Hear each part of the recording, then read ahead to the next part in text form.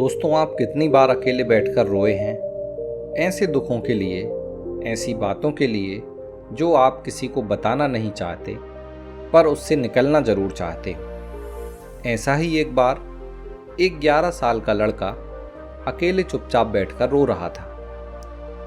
उसके पिता ने उसको रोते हुए देख लिया और पूछा, क्या हुआ, तुम क्यों रो रहे हो? पहले तो उसने अपने पिता को कुछ भी नहीं बताया और यह कहकर बात टाल दी कि कोई बड़ी बात नहीं है, बस यूं ही। पर पिता समझ गए कि जरूर कोई बड़ी बात है, नहीं तो उनका बेटा कभी ऐसे अकेले बैठकर नहीं रोता। पिता और थोड़ा प्यार से पूछते हैं, बताओ बेटा, क्या बात है? मैं तुम्हारा पिता हूं, तुम्हारे लिए कुछ भी करूंगा, पर रोने नहीं दूंगा। बेटा गले लगकर रोने लगा और बोला, मेरे अमीर दोस्तों ने मिलकर मेरा मजाक उड़ाया, मुझे माली का बेटा कहा। उन्होंने कहा कि तेरे पिता केवल उन पैसों पर जीवित हैं जो वह लोगों के लिए पौधों को पानी देने और उनकी देखभाल से कमाते हैं। यह सब बातें मुझे अच्छी नहीं लगी, मुझे बहुत ज़्यादा दुख हो रहा है। पिता एक क्षण के लिए रुक गए और बोले, मेरे साथ आओ बेटा, हम कुछ फूल उगाते हैं, इससे तुम्हें खुशी मिलेगी और एक जीवन की सबसे बड़ी सीख भी इससे मिलेगी। बेटे ने अपने पिता का हाथ पकड़ा और बगीचे में चला गया। फिर पिता ने अपने बेटे के लिए कुछ फूलों के बीज निकाले और कहा, चलो एक प्रयोग करते हैं। हम अलग अलग 2 फूल लगाएंगे, एक की देखभाल मैं करूंगा और दूसरे की तुम करोगे। मैं अपने फूल को झील के साफ पानी से सींचूंगा, लेकिन तुम अपने फूल को तालाब के गंदे पानी से सींचोगे। हम आने वाले हफ्तों में परिणाम देखेंगे।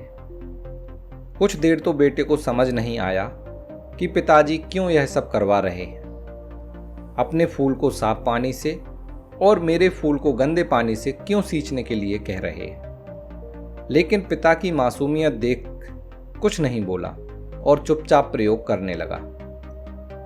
गमले में फूल के बीज लगाकर बेटा बहुत खुश हुआ और कुछ ही दिनों बाद फूल के बीज अंकुरित होने लगे। दोनों पिता और बेटा अपने अपने फूलों की देखभाल करते थे और उन्हें बढ़ते हुए देख रहे थे। कुछ दिनों बाद पिता अपने बेटे को फिर से बगीचे में ले गए और उससे कहा, दोनों फूलों को देखो और मुझे बताओ कौन सा फूल अच्छा खिला है। बेटे ने दोनों फूलों को ध्यान से देखा और आश्चर्य से बोला, अरे, मेरा फूल तो आपके फूल से बेहतर है और अच्छा दिख रहा है, जबकि आपने तो साफ पानी दिया था, तो यह कैसे हो गया? पिता मुस्कुराए, फिर बोले, ऐसा इसलिए है क्योंकि गंदा पानी किसी पौधे को बढ़ने से नहीं रोकता, बल्कि यह उसके पनपने में मदद करने के लिए जैविक खाद के रूप में काम करता है। तुम देखो बेटा, कुछ लोग ऐसे भी होते हैं जो तुम्हें जीवन में नीचा दिखाते हैं, तुम्हारे सपनों का मजाक उड़ाते हैं और तुम पर गंदगी फेंकते हैं। लेकिन हमेशा एक बात याद रखना कि तुम्हारे में या तुम्हारे अंदर कुछ भी गलत नहीं है।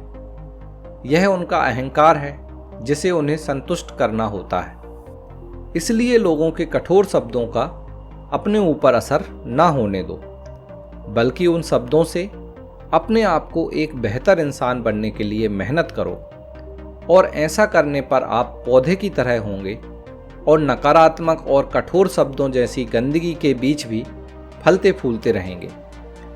दोस्तों, दुनिया में अच्छाई और बुराई दोनों ही हमेशा रहेगी। दुनिया को नहीं बदला जा सकता और ना ही हम में इतनी ताकत है कि इसे बदलें, लेकिन हम यह निर्णय जरूर ले सकते हैं कि हमें दुनिया से जो भी मिल रहा है उसका असर हमारे ऊपर कैसा होगा। क्या दुनिया की बुरे से हम बुरे हो जाएंगे, या दुनिया में लाख बुराइयां क्यों ना हो, हम निखर जाएंगे। उम्मीद है कि इस कहानी को सुनने के बाद आपके जीवन की नकारात्मकताएं आपको रोकने के बजाय उस फूल की तरह अच्छे से फलने फूलने में मदद करेंगी। कहानी अच्छी लगी हो तो इस वीडियो को लाइक करें। इसी तरह की और कहानी सुनने के लिए चैनल को सब्सक्राइब कर लें।